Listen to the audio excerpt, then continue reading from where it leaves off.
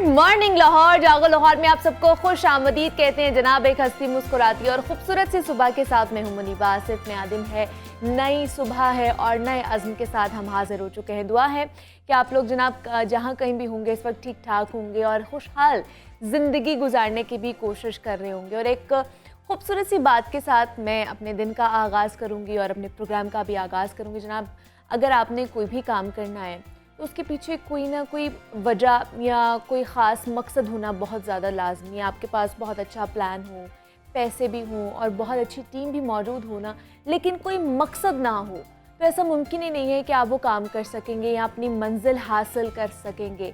तो उस मकसद और वजह के कई नाम हो सकते हैं, जैसे कि विज़न, सोच, क्लैरिटी, पैशन हो सकता है, आपकी नीयत या मौके की मुनासबत से जो मर्ज़ी आप उसका नाम रख सकते हैं, लेकिन उसका होना बहुत ज़्यादा ज़रूरी है। मतलब आपके मोटो होना कि आपने क्या करना है, वो क्लैरिटी होना बहुत ज़्यादा ज़रूरी है। और एक मिसाल के साथ शायद मैं वाज़े करूँ तो आप लोगों को समझ आ जाए कि मैं क्या कहना चाह रही हूँ। कि दो लोग हैं और दोनों ही 1-1 लाख रुपए कमाना चाहते हैं। एक से पूछा जाता है कि जनाब 1 लाख रुपए का क्या करेंगे, कमा लेंगे? तो वो कहता है कि मेरे पास ऑलरेडी पहले से 1 लाख रुपया मौजूद है, तो मैं चाहता हूँ कि मैं 1 लाख रुपये और कमाऊँ और मेरे पास 2 लाख रुपये हो जाए। तो जो दूसरा बंदा था उससे भी ये सवाल पूछा गया कि आप क्यों कमाना चाहते हैं? तो वो कहता है कि मेरा बच्चा बीमार है और अगर मैं ये पैसे नहीं कमाऊंगा तो वो इलाज के बगैर मर जाएगा। तो इससे हमें ज़ाहिर ये होता है कि दोनों की मंजिल एक है, 1 लाख रुपया कमाना, लेकिन मकसद में फ़र्क आ गया है। और यकीनन जिसका बच्चा बीमार है वो ख़ुद को बेच कर भी पैसे कमा ही लेगा। और हमारी ज़िंदगी में भी यही होता है कि हमारी शायद मंजिलें एक जैसी होती हैं, हमने पहुंचना तो एक जगह पे होता है, लेकिन जो हमारे रास्ते होते हैं, जो हमारा सफ़र होता है ना, वो डिफरेंट होते हैं, एक दूसरे से डिफरेंट होते हैं। हमारी सोच एक दूसरे से डिफरेंट होती है। मतलब एक क्लास में कितने स्टूडेंट्स होते हैं जिन्होंने ये तय किया होता है कि हमने एक ही जगह पे जाना है। मतलब अगर मैं जैसे जर्नलिज़्म मैंने पढ़ी और वहाँ पे बहुत सारे लोग थे जिनका था कि हमने भी जर्नलिज़्म में जाना है, हमने भी एंकर बनना है, लेकिन जो उनका सफ़र है, जो मेरा सफ़र है, वो बिल्कुल अलग है, वो बिल्कुल डिफरेंट है। हमारे एक्सपीरियंसेस बिल्कुल डिफरेंट रहे हैं। बेशक हम एक जगह पर पहुँचे हों, लेकिन जो दरमियान का सफ़र होता है ना, उसके बारे में सोचना, उसके हवाले से जनाब मकसद, अपने ज़िंदगी में बामकसद रहना, वो बड़ा ज़्यादा ज़रूरी होता है। जिस तरह मैंने अपने पिछले प्रोग्राम में बात की थी राइट ब्रदर्स की, उनका जिक्र अपने पिछले प्रोग्राम में किया था कि उन्होंने किस तरह साइकिल मैकेनिक होते हुए हवाई जहाज़ बना दिया था। कि उन्होंने ये सोचा था, उनकी ये ख्वाहिश थी, विश थी कि जनाब वो जिस तरह परिंदे आसमान में उड़ते हैं तो वो भी आसमान को छू सकें, आसमान में उड़ सकें। तो उन्होंने हवाई जहाज़ बनाना शुरू किया और बहुत दफ़ा वो नाकाम भी हुए अपने इस तजुर्बे में, लेकिन एट द एंड उन्होंने वो अपना जो कामयाबी का सफ़र था उसको जारी रखा और एट द एंड वो कामयाब भी हुए। और आज देख लें आप कि हवाई जहाज़ हमारे सामने है और करोड़ों लोग अब उसके ऊपर सफ़र करते हैं। तो वो एक बंदे का या किसी एक ग्रोह का वो एक मकसद होता है, उन्होंने बनाया होता है कि हमने अपने मकसद को पूरा करना है, लेकिन उससे फ़ायदा बाकी लोग भी उठाते हैं। तो आप लोगों की भी ज़िंदगी में कोई ना कोई मकसद ज़रूर होना चाहिए ताकि आप ज़िंदगी को अच्छे तरीके से और कामयाबी के साथ गुजार सके। तो ये आज का पैगाम था जो मुझे लगा कि आपके साथ शेयर करना चाहिए। और ये इसके ऊपर ज़रूर आप गौर करिएगा कि जो आप लोग कर रहे हैं या आगे अगर आपने ज़िंदगी में कुछ करना है तो उसका मोटो क्या है, उसका मकसद क्या है, वो आपके लिए कितना ज़रूरी है, या आगे जाके वो आपके लिए बेनिफिशियल होगा भी या नहीं होगा, ये जान लेना बहुत ज़्यादा ज़रूरी है। तो ज़रूर आज आपने इस चीज़ पर भी गौर करना है। तो ये आज का पैगाम था जो मैंने आपके साथ शेयर किया है। जनाब, पाकिस्तान समेत दुनिया भर में इंसानी यकजहती का आलमी दिन आज मनाया जा रहा है और इस दिन के मनाने का मकसद कुदरती आफात से मुतासरा अफराद की मदद, दुनिया से गुर्बत और तंग दस्ती के ख़ात्मे के लिए इंसानों की बाहमी यकजहती की अहमियत को उजागर करना है। और अक़वाम मुत्तहिदा के ज़ेर-ए-तमाम जनरल असम्बली ने 20 दिसंबर 2005 को दुनिया भर में इंसानी यकजहती का आलमी दिन मनाने की बाकायदा से मंजूरी दे दी थी। और इस दिन का मकसद पूरी दुनिया को ये बावर कराना है कि दुनिया के किसी भी कोने में कोई भी मुसीबत आएगी तो पूरी दुनिया के लोग उनके साथ खड़े होंगे। कोरोना वायरस नामी आलमी वबा जो दुनिया भर में फैली गई और उसने अपने पंजे गाड़ना शुरू किए, तो उसकी वजह से अमवात भी हुई, बहुत ज़्यादा ये बीमारी भी फैली और मायूसी को छोड़ा नहीं हम लोगों ने, और ताहाल इसकी वजह से आपको पता है कि दुनिया को शदीद परेशानी का सामना भी करना पड़ा। बज़ाहिर एक बात तो तय है कि वबाई मर्ज किसी एक के लिए ख़त्म नहीं होगा जब तक कि ये सब के लिए ख़त्म ना हो जाए, और अगर हमें पूरी दुनिया में इंसानी हकूक़ को यकीनी बनाना है तो ये हकीकत रियासतों और गैर रियासती अनासर के माबैन आलमी यकजहती के अमल को ज़ाहिर करने और उसको तेज़ करने की ज़रूरत को वाज़े करती है। इसके अलावा हमारे मुल्क में हालिया सैलाब की सूरत हाल भी किसी से ढकी छुपी नहीं है, जिसमें 33 मिलियन अफराद मुतासर हुए और तकरीबन 2,18,000 मकानात तबाह हुए हैं और तकरीबन 4,52,000 जो लोग हैं उनको नुकसान पहुंचा है। और इंसानी और बुनियादी ढांचे के असरात के लिहाज से देखा जाए तो सिंध और बलूचिस्तान 2 सबसे ज़्यादा मुतासर होने वाले सूबे हैं। इसके बाद पूरी दुनिया ने मुख्तलिफ सूरतों में हमारी मदद भी की। एक और अहम मसला जिसकी तरफ दुनिया की तवज्जो मबसूल कराना बहुत ज़्यादा ज़रूरी है कि अक़वाम मुत्तहिदा ने इस दिन को मनाने की मंजूरी तो दे दी, लेकिन मसला फ़लस्तीन हो या फिर कश्मीर हो, बर्मा में मुसलमानों पर मजालिम हो या फिर यमन का मसला, अक़वाम आलम इन मसाइल के हल की बजाय इनसे किनारा कशी क्यों इख्तियार करती हुई दिखाई देती है? इसके ऊपर क्यों नहीं आवाज़ उठाती है? इसके ऊपर क्यों नहीं काम करती है? तो पाकिस्तान में इंसानी फलाह बहबूद के लिए क्या काम हो रहा है, इस पर आज हम बात करेंगे। जोशवा दिलावर हमारे साथ मौजूद हैं, सोशल एक्टिविस्ट हैं। जोशवा, आपको वेलकम कहती हूँ जागो लाहौर में। कैसे हैं आप?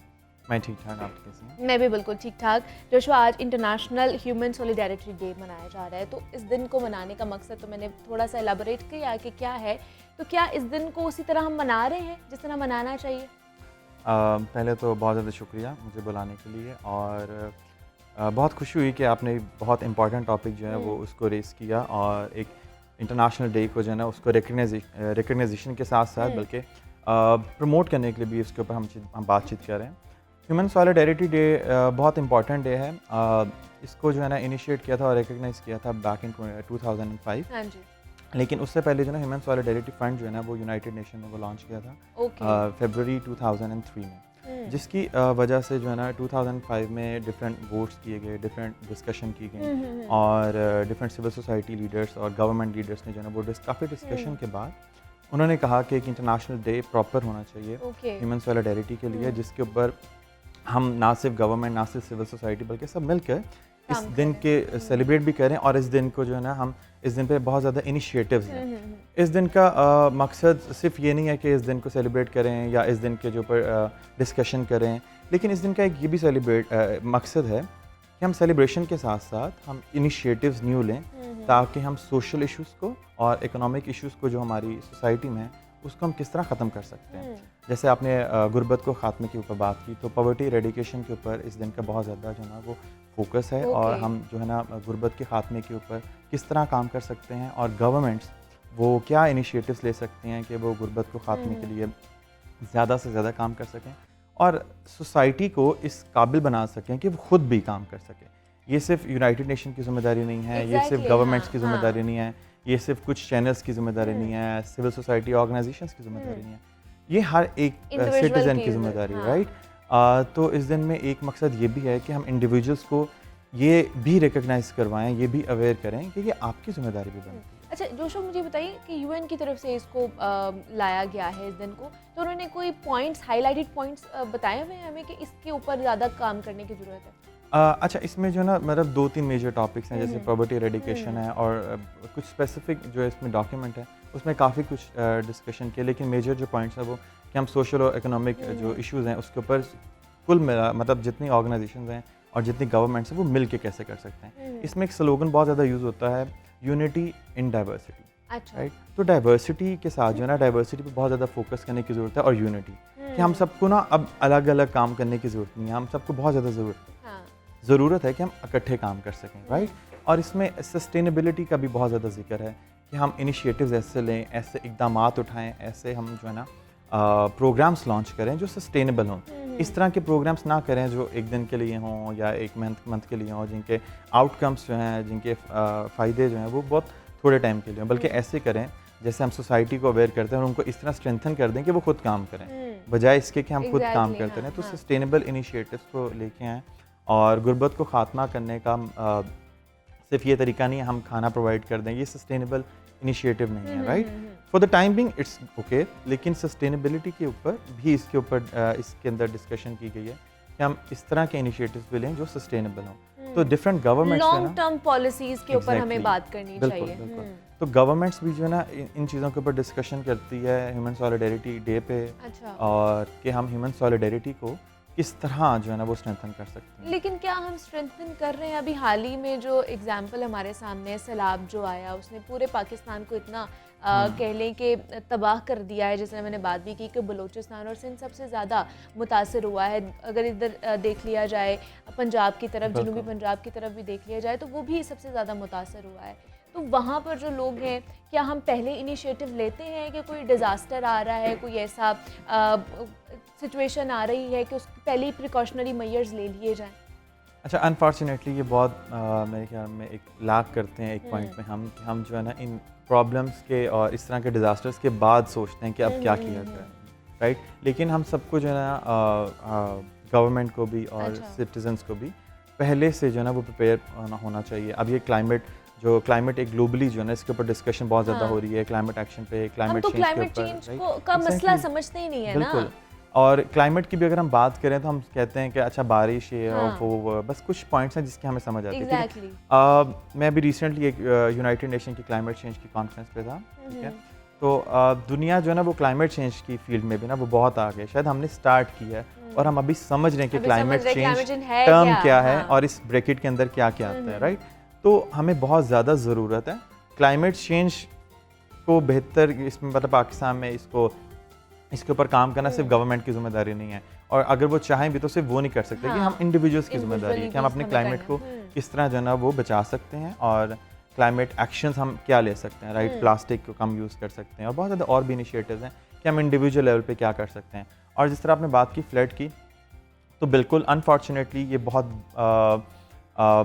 बुरा डिज़ास्टर हुआ जिससे हम पाकिस्तानी सब गुजरे हैं और कहीं ना कहीं हम सब इफ़ेक्टेड भी हुए हैं, राइट? वो कुछ फिजिकली इफेक्टेड हुए हैं और जैसे आपने नंबर बताया, लेकिन जो बाकी सोसाइटी थे मेंटली वो भी कहीं ना कहीं जो है ना वो इफेक्ट हुए हैं। तो ऑल टुगेदर पूरा पाकिस्तान जो है ना वो इसमें इफेक्ट हुआ है। और लेकिन अगर दूसरी साइड देखें तो I am glad to see कि बहुत ज़्यादा लोगों ने खुद स्टैंड लिया इसमें, right, to support the victims. अब अगर आप ह्यूमन सॉलिडेरिटी की बात करें तो कहीं ना कहीं हमारे जो लोकल्स हैं, इंडिविजुअल्स हैं, सिटीजन्स हैं, उन्होंने इनिशिएटिव्स लिए हैं, राइट? और ऑल्दो यूनाइटेड नेशन ने भी जो है ना सपोर्ट किया पाकिस्तान को, डिफरेंट गवर्नमेंट्स ने भी सपोर्ट किया, लेकिन मतलब जो लोगों ने इनिशिएटिव्स लिए वो बहुत ज़्यादा अच्छा था। मुझे अभी भी याद है, रिसेंटली मैं किसी की एग्जांपल सुन रहा था, उन्होंने कहा कि मेरा छोटा सा बच्चा 11-12 साल का, राइट? तो उसने कहा कि बाबा अब हम क्या कर सकते हैं, हम कैसे सपोर्ट कर सकते हैं इन लोगों को। और उन्होंने अपनी फैमिली में बच्चों ने खुद फंड रेजिंग की और उन्होंने कोई 1.3 मिलियन जो है ना बच्चों ने अपनी फैमिली में रेज किया, राइट? तो ये वो एग्जाम्पल है जो जाहिर करती है कि बच्चों को इस तरह सिखाना चाहिए हमें कि वो ये सोचें कि हम क्या कर सकते हैं। गवर्नमेंट क्या कर रही है ये पॉइंट आउट करना एक अलग चीज़ है, वो क्या कर रहा है, वो क्या कर रहा है, वो क्या कर रहे हैं, ये हम सब कुछ करते हैं, लेकिन आप क्या कर रहे हैं, हमें इस चीज़ पे बहुत ज़्यादा ज़रूरत है सोचने की। और मेरे ख्याल में ये इस दिन हम सबको इस बात पे अहद करना चाहिए ह्यूमन सॉलिडेरिटी पे कि हम कहाँ पे हैं, राइट?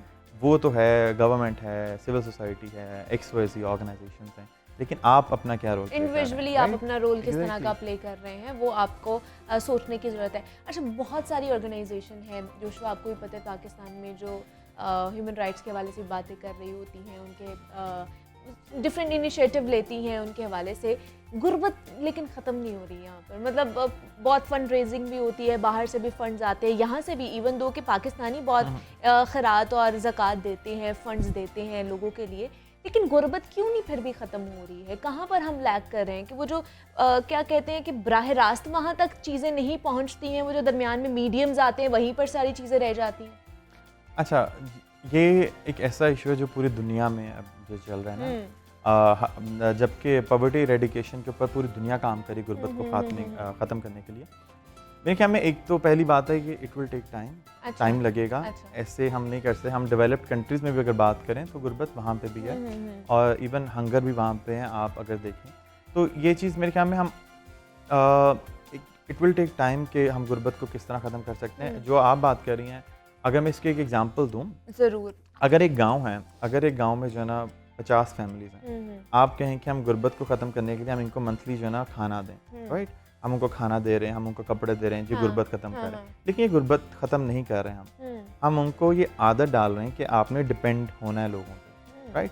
अब जो मैं समझता हूँ जो सस्टेनेबल अप्रोच है वो ये है कि आप अगर उस गांव में जहाँ पे 50 फैमिलीज़ हैं अगर एक छोटा सा स्कूल बना दें, ठीक है, एक सस्टेनेबल अप्रोच, वहाँ पे एजुकेशन आप प्रमोट करें। अब वो जो बच्चे हैं वो जब एजुकेशन लेंगे तो वो खुद इनिशिएटिव लेंगे, ठीक है, वो एक सस्टेनेबल आइडिया है।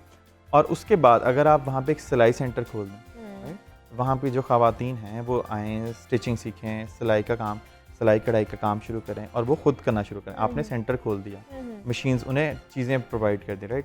अगर जो मेल हज़रात आप उनको जॉब्स वगैरह प्रोवाइड कर दें। तो इस तरह की अप्रोच हम अब ले रहे हैं, ठीक है। फॉर्चुनेटली सोसाइटी में सिविल सोसाइटी भी, गवर्नमेंट भी, डिपार्टमेंट्स भी जो है इन चीज़ों पे बातचीत कर रही है और इसको हम एंटरप्रेन्योरशिप जो अप्रोच है उसके ऊपर जो है स्मॉल बिजनेस आइडियाज़ जो है ना उसके ऊपर डिस्कशन वगैरह चल रही हैं। तो मेरे ख्याल में इट विल टेक टाइम, लेकिन इस अप्रोच के साथ चेंज आएगा, क्योंकि अगर हम सस्टेनेबल अप्रोच को यूटिलाइज़ करते हुए उस अप्रोच के थ्रू जो है ना वो काम करेंगे तो आज नहीं तो कल पॉवर्टी जो है ना वो कम हो ही जाएगी।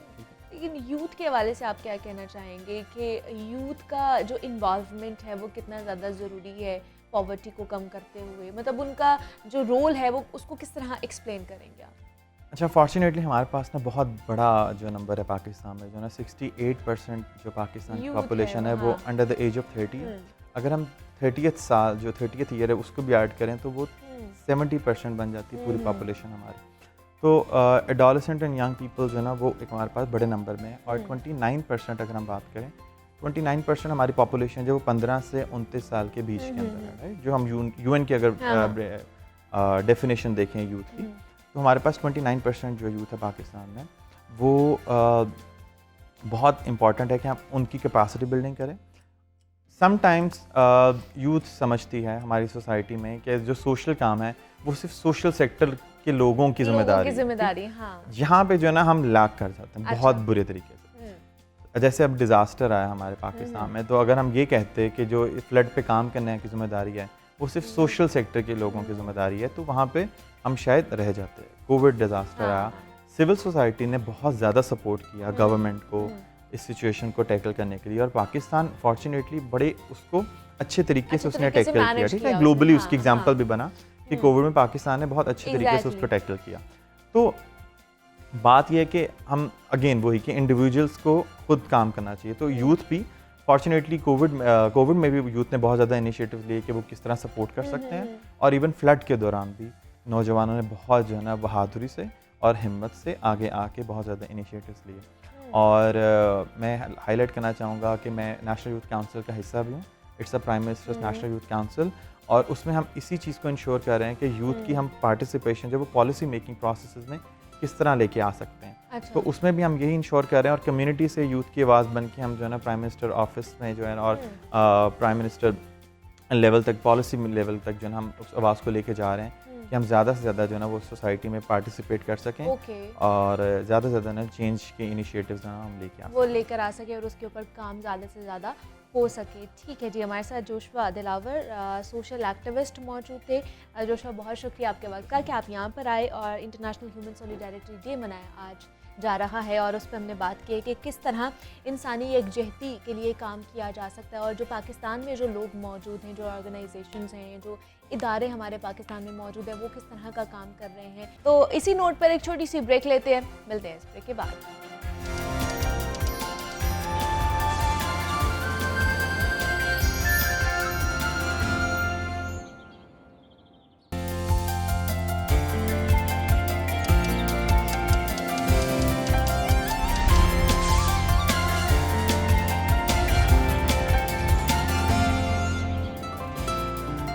वेलकम बैक टू जागो लाहौर। जनाब, सेगमेंट है हमारा लाहौर की दुनिया, जिसमें हम लाहौर और लाहौरियों के मसाइल डिस्कस करते हैं। और आजकल सारे पाकिस्तान की नज़रें इस शहर बेमिसाल पर जमी हुई हैं, क्योंकि ये शहर पंजाब की सियासत का महवर बनता जा रहा है।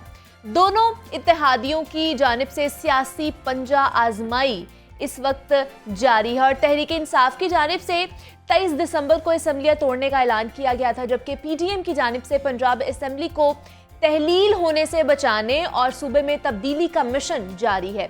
और 23 दिसंबर से पहले ही अपोजिशन की जानिब से एक सरप्राइज दे दिया गया है कल। और गुज़श्ता रोज़ गवर्नर पंजाब ने वज़ीर आला पंजाब चौधरी परवेज़ इलाही को एतमाद के वोट के लिए एडवाइस जारी कर दी है। और गवर्नर ने 21 दिसंबर को पंजाब असम्बली का खसूसी इजलास भी तलब कर लिया, जबकि मुस्लिम लीग नून और पीपल्स पार्टी ने वज़ीर आला, स्पीकर और डिप्टी स्पीकर के खिलाफ अदम एतमाद की तहरीक भी जमा करवा दी है। तो अपोजिशन अदम एतमाद और एतमाद का वोट दोनों ऑप्शंस पर इस वक्त सरगर्म नजर आ रही है। गवर्नर ने अपने मुरासले में कहा है कि परवेज़ इलाही पार्टी सदर और अरकान असम्बली का एतमाद खो चुके हैं, दोबारा एतमाद का वो वोट लें और अदम एतमाद के नोटिस पर 3 रोज से पहले वोटिंग, जबकि 7 दिन से ज़्यादा ताख़ीर नहीं की जा सकती है।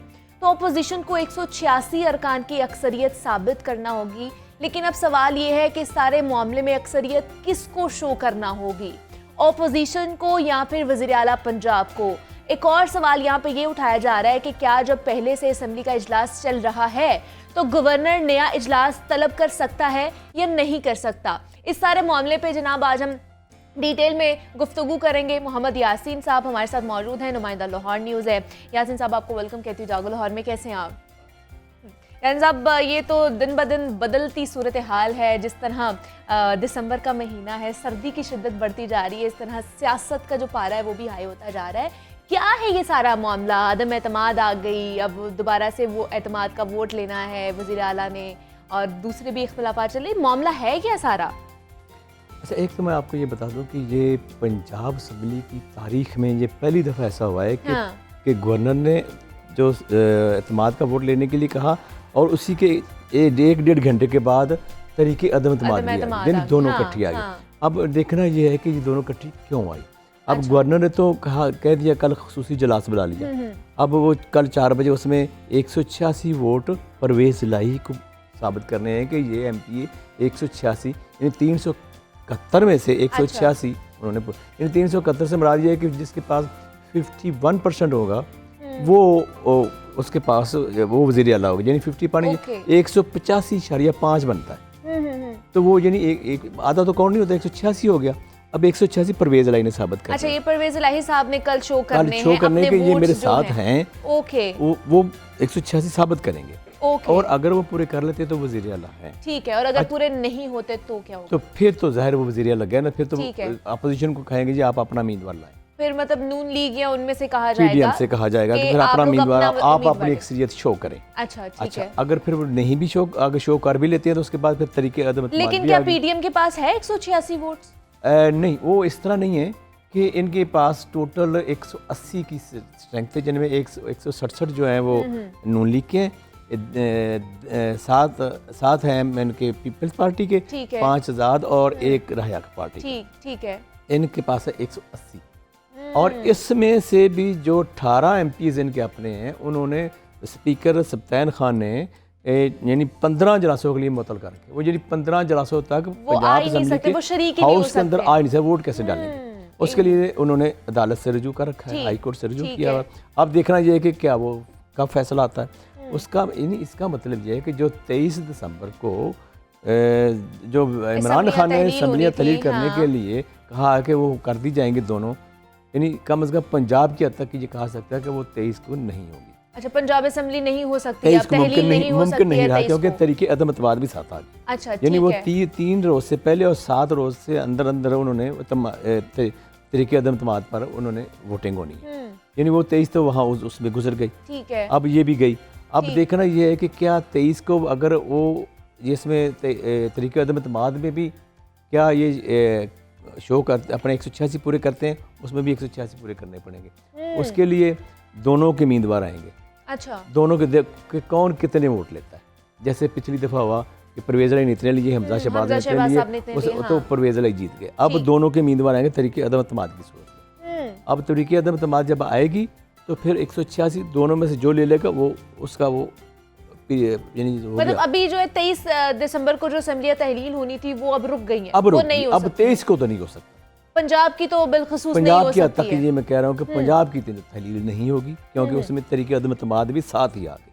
ठीक है। उन्होंने कोई रास्ता खुला छोड़ा ही नहीं कि वो जब वो तरीके अदम एतमाद आ जाए तो वो तरीके यानी पंजाब असम्बली वो वाली असम्बली तहलील नहीं हो सकती, नहीं हो सकती, ये आइन के ठीक है। मुताबिक। अब जब तक वोटिंग नहीं होगी तब तक ये हाँ, जब असेंबली तक तहरीर इन दोनों का फैसला नहीं हो नहीं, जाए। अब ठीक। फैसला होगा हाँ। उसके बाद आगे चलेंगे जी। अब बोलेंगे। अच्छा, दूसरा यासीन साहब, जिस तरह मैंने सवाल उठाया, बहुत से लोग कह रहे हैं कि ऑलरेडी एक इजलास चल रहा है, तो क्या हाँ। गवर्नर के पास ये इस्तेहकाक मौजूद है कि वो दूसरा इजलास भी तलब कर ले? हाँ बिल्कुल, इस हवाले से आइनी माहिरीन आज उन बुला लिए गए हैं। वज़ीर परवेज़ ने भी आपने आइनी माहिरीन बुला लिए, क्योंकि अच्छा। आज भी इजलास 2 बजे है।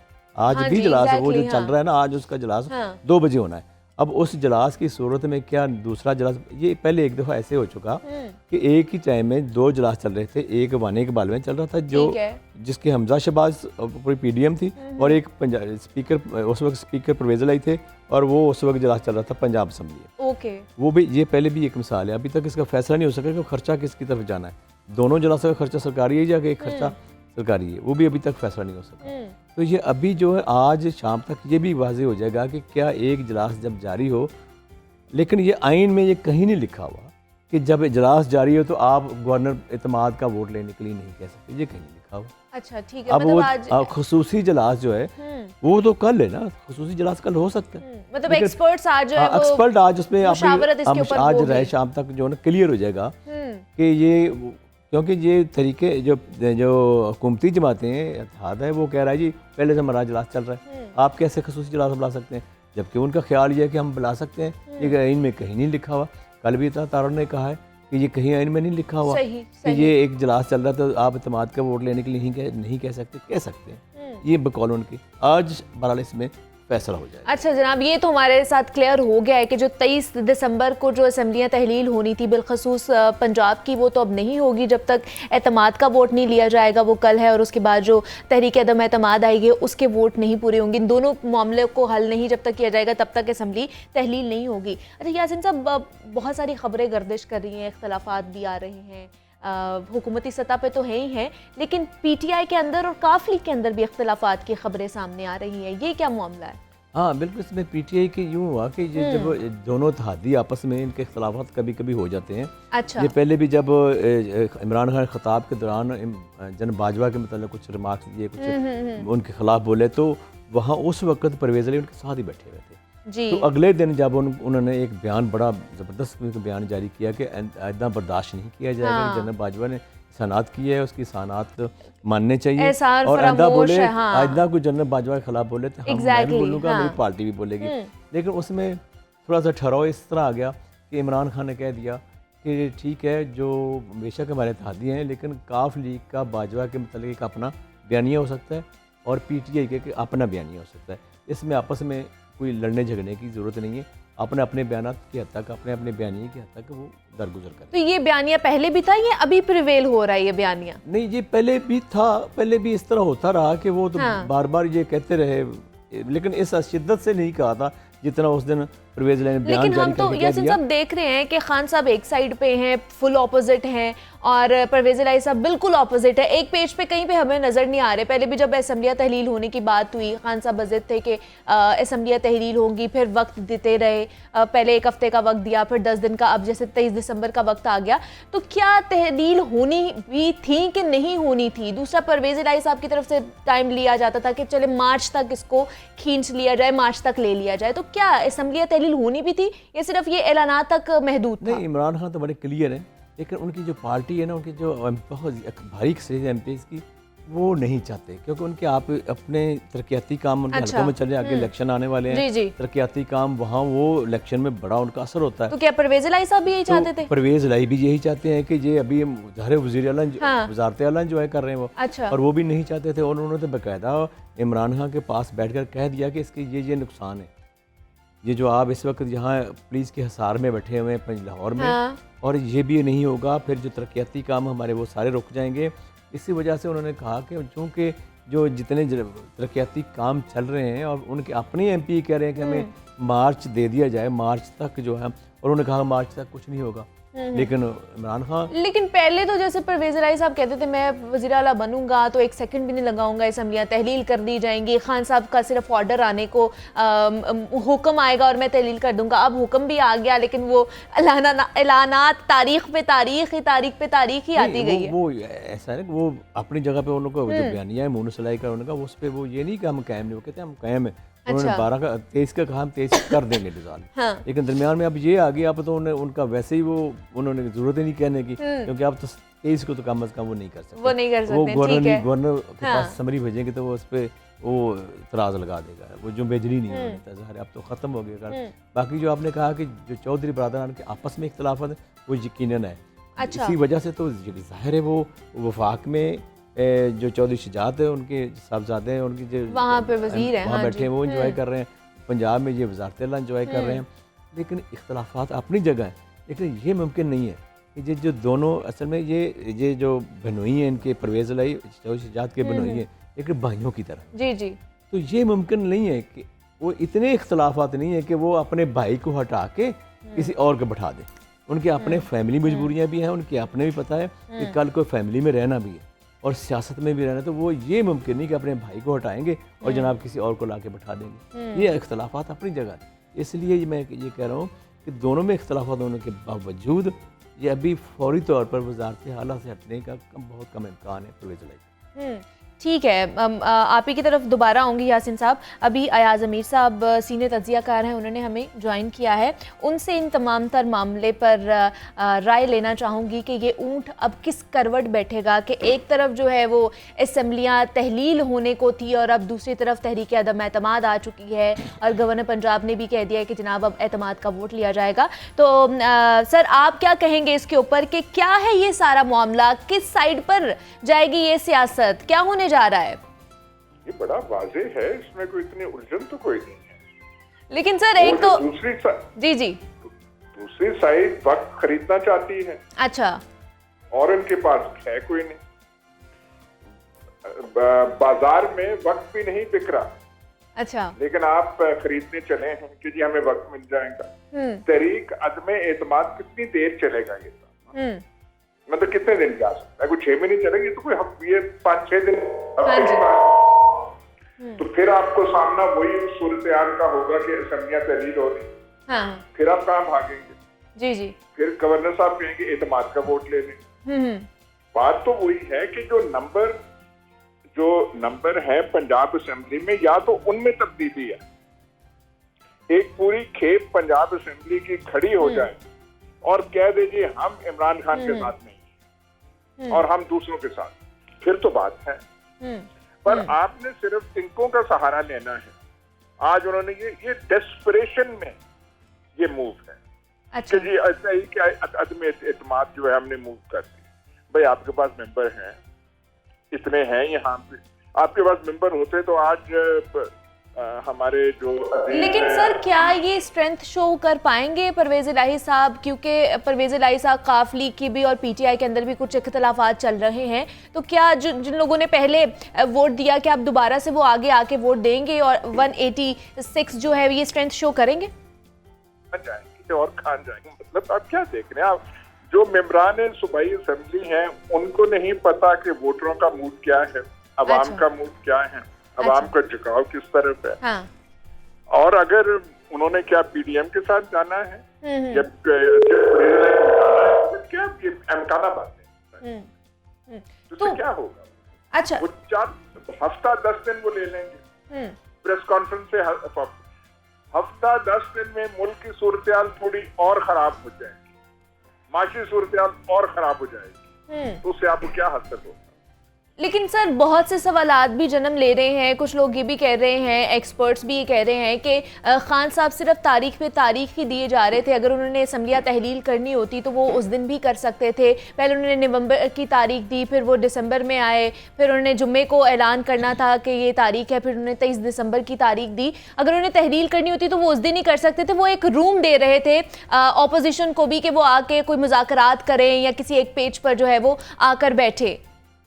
तो देखिए बिल्कुल दुरुस्त बात है। ये जो है इमरान खान हो या इस पोजीशन में कोई और हो, वो गुल्ली डंडा या पंटे तो नहीं खेल रहे, ये बड़े संजीदा मसाइल हैं। उनका मसला ये तो नहीं है कि सूबाई असेंबलियां तहलील, वो चाहते हैं कि जनरल इलेक्शन हो, आम इंतखाबात हो। वो इसलिए कि कोई शौक नहीं है इंतखाबात का, कि आपसे मामला चल नहीं रहे। या तो कहे ना आप यहाँ बैठ के कि जी मामला ठीक चल रहे हैं और ये अफरा तफरी फैलाने की कोशिश है, फिर तो बात और है।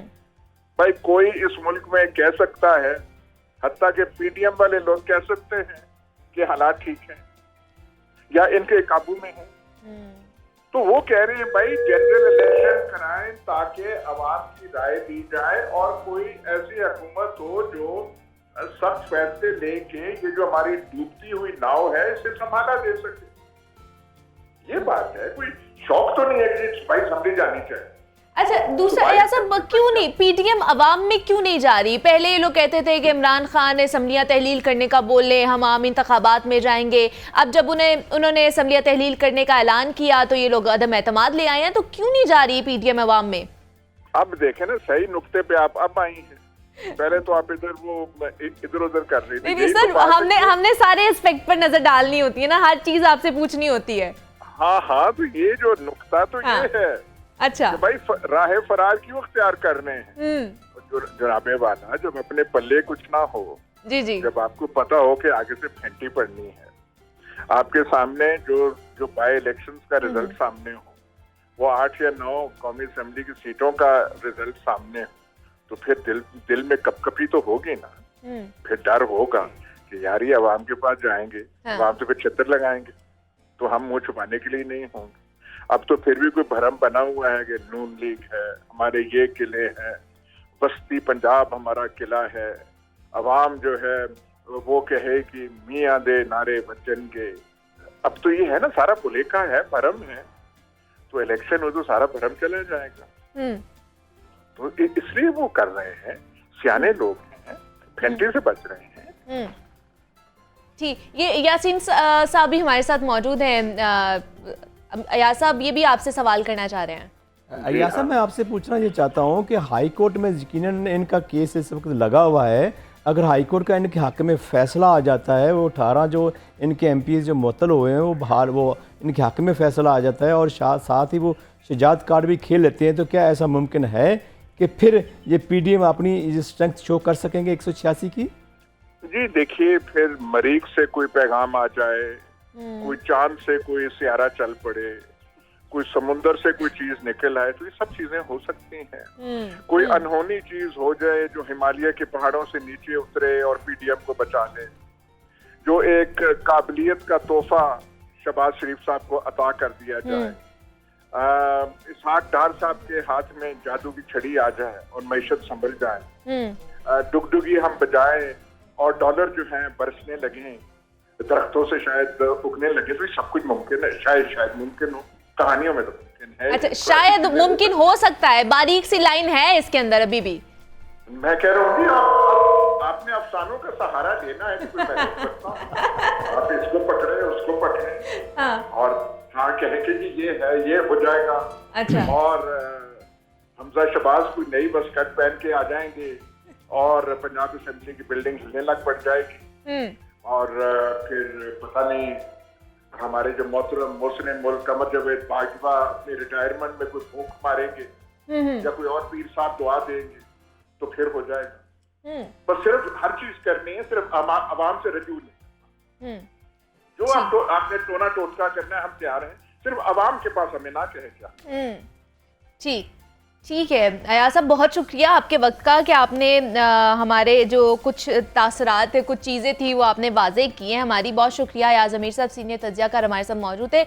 यासीन साहब, एंड पे क्या कहना चाहेंगे? ये ऊँट किस करवट बैठेगा, क्या होने जा रहा है अगला पल, हमें नहीं पता, अनप्रेडिक्टेबल ये सिचुएशन बनी हुई है। देखिए, मैं समझता इस वक्त लाहौर सियासी का एक गढ़ बन गया। हाँ, बिल्कुल ऐसे ही है।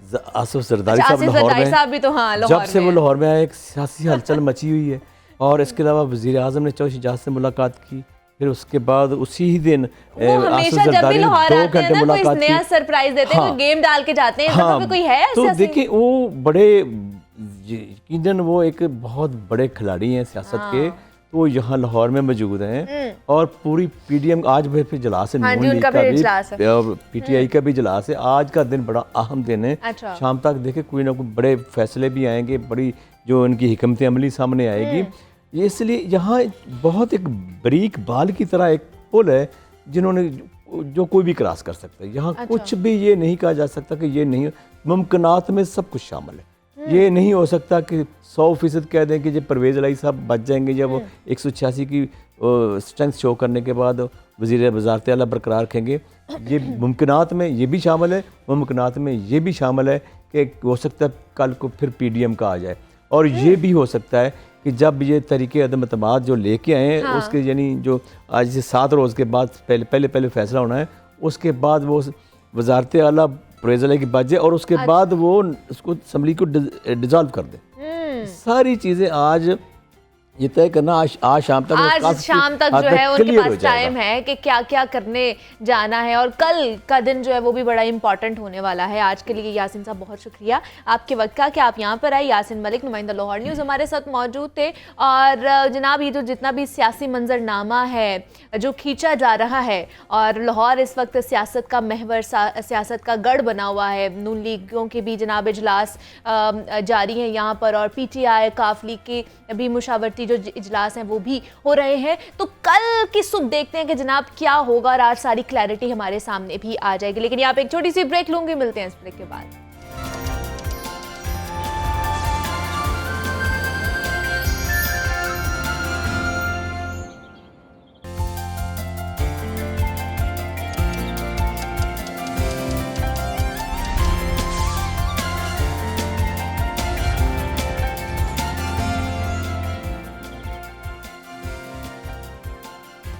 वेलकम बैक टू जागो लाहौर। जनाब, अब कुछ बात कर लेते हैं हम इंटरनेट के हवाले से, क्योंकि इंटरनेट तेज़ी के साथ उसमें जिद्दत आती जा रही है, जहां पर हमें बहुत सारी सहूलियात मैसर हैं कि हम घर बैठे बहुत सारा काम कर सकते हैं।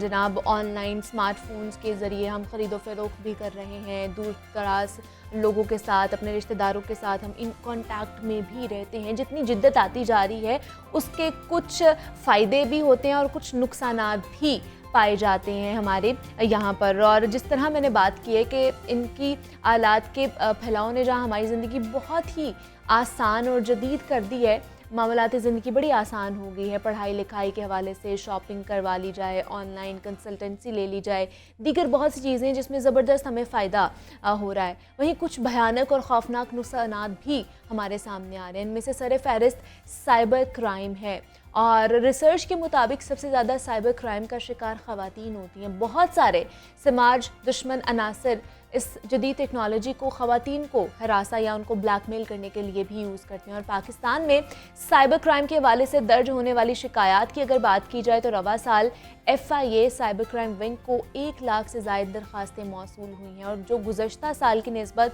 बहुत ज़्यादा है।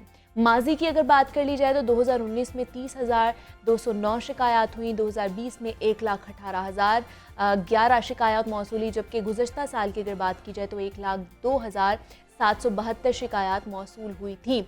जबकि रवा साल के पहले 11 माह के दौरान में साइबर क्राइम की 1,07,493 शिकायत मौसूल हुई, और लाहौर शहर में भी बहुत सारी जनाब इस तरह की शिकायत मौसूल हो रही हैं। तो इसका प्रोसीजर क्या होता है, FIA किस तरह इसको आगे लेकर चलता है, दरख्वास्त किस तरह जमा कराई जा सकती है, इसके ऊपर क्या क्या सज़ाएं हो सकती है, इस पर आज हम जनाब एक्सपर्ट राय लेंगे। ज़ैन अली कुरैशी हमारे साथ तो मौजूद है, और उनके साथ राहिल अली हमारे साथ मौजूद हैं। उनसे ये तमाम तर मामलात के हवाले से बात करेंगे। ज़ैन, आपको भी वेलकम कहती हूँ जागो लाहौर में, और राहिल आपको भी वेलकम कहती हूँ जागो लाहौर में। राहिल, सबसे पहले आपसे फिगर्स जानना चाहूँगी कि FIA को इतनी जो शिकायत मौसूल हो रही है, इनके ऊपर काम कितना हो रहा है, इनको ओवरकम क्यों नहीं किया जा रहा, मतलब हर साल में बढ़ती जा रही है ये शिकायत।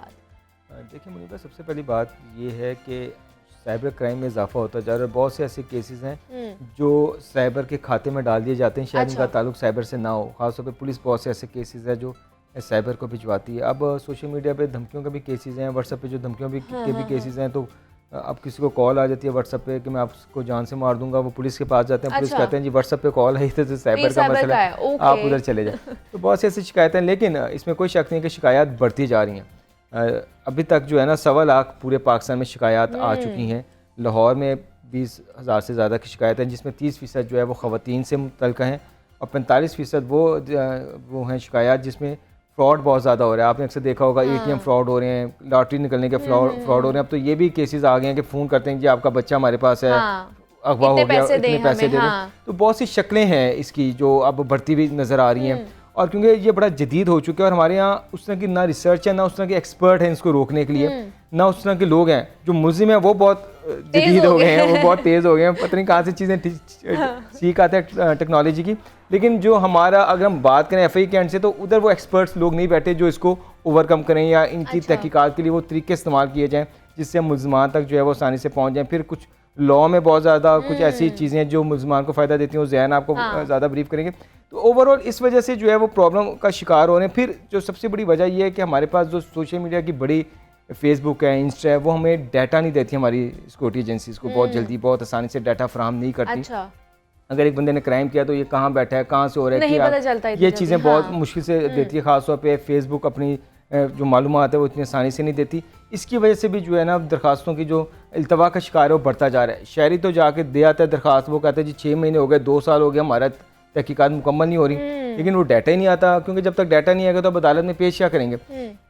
फिर बहुत से ऐसे मसाइल हैं FIA अपने साइबर क्राइम विंग के कि आपको उधर एक्सपर्ट्स की कमी है। अब आप ये अंदाज़ा कर लें, उधर जो लोग अभी भर्ती किए गए थे तकरीबन 1.5 साल पहले, 6 महीने हो गए उनको तनख्वाही नहीं मिली और उनका जो कॉन्ट्रैक्ट ख़त्म हो चुका था वो अभी तक रिन्यू नहीं हुआ। अब जिन तफ्तीशी अफसरान को 6 महीने से तनख्वाही नहीं मिलेगी, काम कैसे करेंगे, क्या करेंगे, दिल लगा के काम कैसे करेंगे, फिर शिकायत का अंबार ही लगता जाएगा, अंबार लगता जाएगा।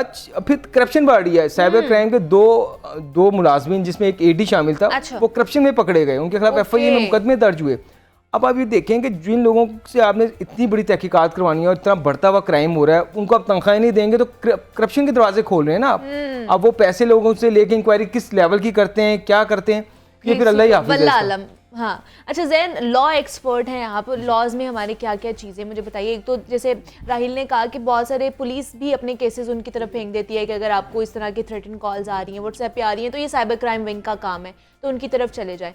तो साइबर क्राइम में आता क्या क्या है, ये ज़रा एक्सप्लेन कर दें। जी देखिए, सबसे पहले जो एक बड़ी इंपॉर्टेंट इन्फॉर्मेशन है वो ये है कि जहाँ भी टेक्नोलॉजी का इस्तेमाल होगा, अच्छा, जहाँ भी इंटरनेट का इस्तेमाल होगा, उसके थ्रू किए जाने वाले किसी भी क्राइम के हवाले से जो जुरिस्डिक्शन है वो FIA साइबर क्राइम सर्कल के पास है। ये एक तो ये बड़ी कैटेगोरिकली बात क्लियर होनी चाहिए। सेकंड इंपॉर्टेंट बात ये कि अगर मैं लॉ की बात करूं तो 2 कैटेगरीज में पूरे के पूरे लॉ को मैं डिवाइड करता हूं, जो कि लॉ जो हमारे पास इस टाइम अवेलेबल है, that is prevention of electronic crimes act 2016। अब उसके आपको उसको 2 कैटेगरीज में देखना होगा। Number 1 social media related crimes. अच्छा, उसके अंदर क्या आपके पास जो है वो अवेलेबल जो लॉ है वो आपको देखना पड़ेगा। उसके बाद है फाइनेंशियल रिलेटेड क्राइम्स। अब सोशल मीडिया के अंदर जो इंपॉर्टेंट बात है उसमें है डेफेमेशन रिलेटेड लॉज कौन कौन से हैं। उसके अंदर जो खसूसन जो मामलात होते हैं जिसमें ख्वातीन की नाजेबा तस्वीरें शेयर कर दी जाते हैं, offence against modesty of a natural person, वो लॉ जो है सेक्शन 21 के अंदर जो है, आप अगर जाएंगे तो आप सेक्शन 21 को पढ़ेंगे तो उसके अंदर आपको मिलेगा। इसी तरह cyber stalking, cyber harassment, section 24 बड़ा इंपॉर्टेंट लॉ है जिसमें बहुत सारे लोग जो होते हैं वो विक्टिम होते हैं। उसमें मर्द हजरात भी होते हैं, उसमें ख्वातीन भी होती हैं, जहाँ पे किसी की तस्वीर उसकी मर्जी के बगैर लगा दी जाती है, उसकी वीडियो शेयर कर दी जाती है। बाज़ औक़ात जो है वो उनको फॉलो किया जा रहा होता है ऑनलाइन। अब तो वीडियो और तस्वीरें नहीं, अब तो ऑडियो लीक्स का सिलसिला चल रहा है, अब तो ऑडियो लीक्स आ रही है। और फिर उसमें जो अगर हम सोशल मीडिया रिलेटेड क्राइम्स की बात करें तो उसमें सबसे अहम बात है जहाँ पे लोगों की आइडेंटिटी को मिसयूज किया जाता है, उनके नाम से फेक अकाउंट्स तैयार कर दिए जाते हैं। हाँ। अब यहाँ पे अगर देखा जाए तो साइबर क्राइम की जो बेसिकली इब्तिदा होती है वो अगर आप मोस्टली केसेस में देखेंगे तो वो एक फेक अकाउंट के थ्रू होती है। क्योंकि जो साइबर क्रिमिनल होता है उसकी पहले ये कोशिश होती है कि कोई शख्स मुझे पहचान ना सके, मेरी आइडेंटिटी जो है ना वो छुपी रहे। तस्वीर किसी की लगा लेंगे, नाम किसी का रख लेंगे, अच्छा। और उसके थ्रू क्राइम कमिट करेंगे। और जो विक्टिम होगा उसको ये लग रहा होगा कि ये जो मेरे साथ क्राइम कमिट करने वाला शख्स है ये अननोन है, मैं तो इसको नहीं जानता। लेकिन असल में होता यह है कि वो जो जिस शख्स को विक्टिमाइज किया जा रहा होता है या जो साइबर क्रिमिनल जो प्रोसीजर्स को ऑप्ट कर रहा होता है बेसिकली उसका जो पीछे पर्पस होता है वो ये होता है कि वो अपनी आइडेंटिटी को छुपा रहा होता है, हाँ। जो कि ऑब्वियसली आज के टेक्नोलॉजी के दौर में छुपाना आसान नहीं है। वो at the end of the day जो है वो दूसरा जहन में ये पूछना चाहूंगी, अगर फेक अकाउंट बन जाता है, बहुत से लोग हैं उनके भी फेक अकाउंट बनते हैं जो उनको मिसयूज भी हो रहे होते हैं, तो क्या उसको ब्लॉक कर देना या रिपोर्ट कर देने की हद तक काफी है, या उसको फिर साइबर क्राइम विंग में भी हमें जाके रिपोर्ट कराना? देखिए, जब भी आपके साथ किसी भी नेचर का साइबर क्राइम हो, ठीक है, चाहे वो आपको कोई शख्स आपके बारे में फॉल्स इन्फॉर्मेशन लगा रहा है या कोई शख्स आपके नाम का फेक अकाउंट जो है वो बना रहा है, पहली चीज ये है कि फौरी तौर पर रिपोर्ट करें। अच्छा, क्योंकि जो उसका नेक्स्ट स्टेप है वो कुछ भी हो सकता है। वो ये भी हो सकता है कि वो कुछ और लोगों को हरास करना स्टार्ट कर दे, वो ये भी हो सकता है वो लोगों से पैसे लेना स्टार्ट कर दे आपके नाम के ऊपर, वो ये भी हो सकता है कि वो लोगों को फॉल्स इन्फॉर्मेशन स्प्रेड करे इस तरीके से कि लोगों को ये लगे कि बात आप कर रहे हैं, लेकिन एक्चुअली कोई और शख्स जो है वो उस चीज का जो है वो फायदा उठा रहा हो। तो बेहतर ये होता है कि जब भी किसी शख्स के नाम का फेक अकाउंट तैयार हो जाए, सबसे पहले जो है वो काम ये करना चाहिए कि उसके जो स्क्रीनशॉट्स जो हैं वो महफूज कर लेने चाहिए, फिर उसको रिपोर्ट करना चाहिए। और मेरा जो इसमें एक मैं समझता हूँ कि एक लीगल ओपिनियन है या एडवाइस है वो ये है कि कभी भी कोई ऐसा क्राइम जो है वो आपके साथ हो तो उसको जो आप अनरिपोर्टेड ना जाने दें, आप बाकी पब्लिक को भी उससे बचाएं। हो सकता है कि आपके साथ वो क्राइम बाद में जाके जो है वो रुक जाए, हो सकता है वो किसी और के साथ स्टार्ट कर दे।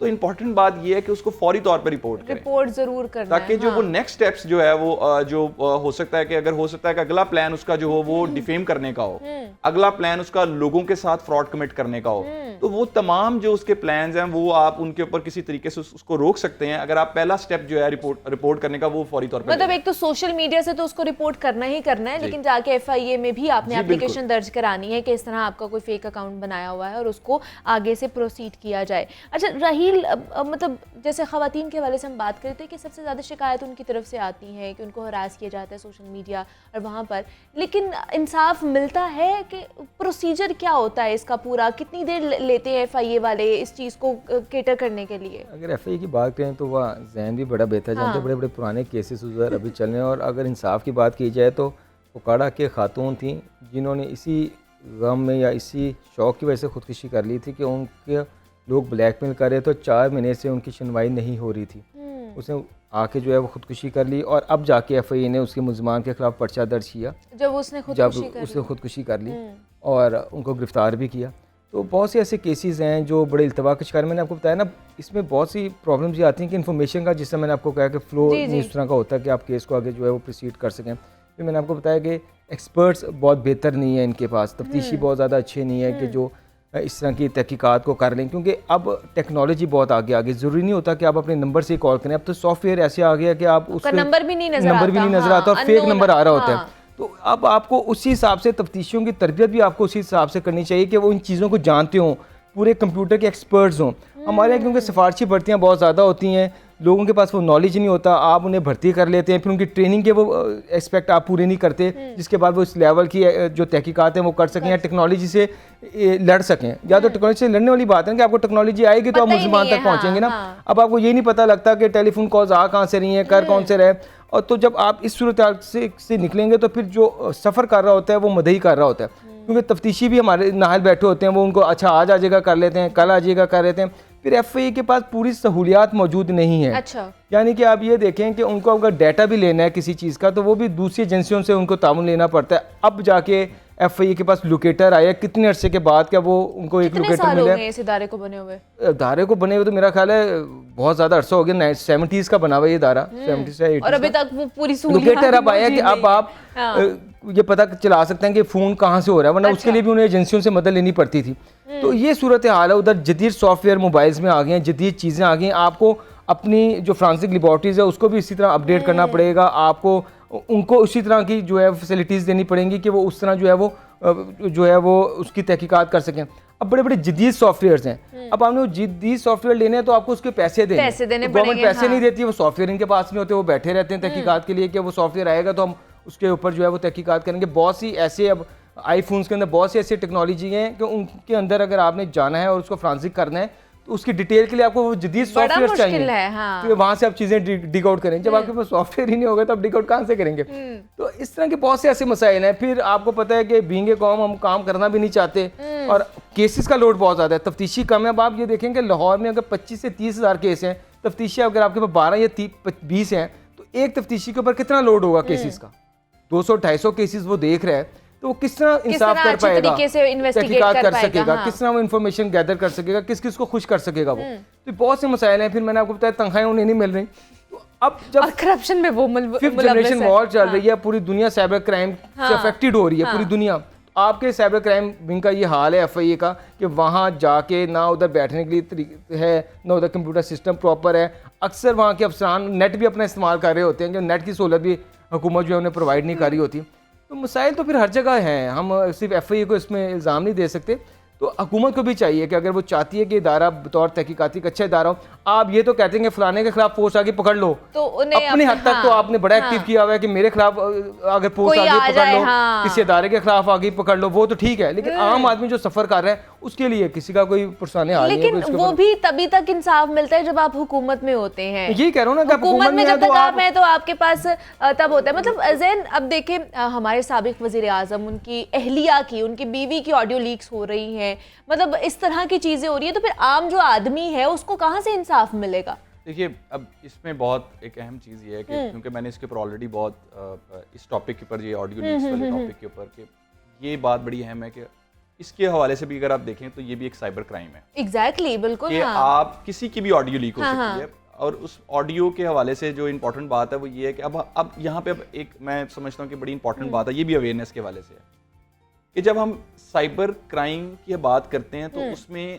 बार बार एक हमारे पास जो सुनने के लिए अल्फाज आते हैं, जो हम बार बार पढ़ते हैं, that is unauthorised access to information system.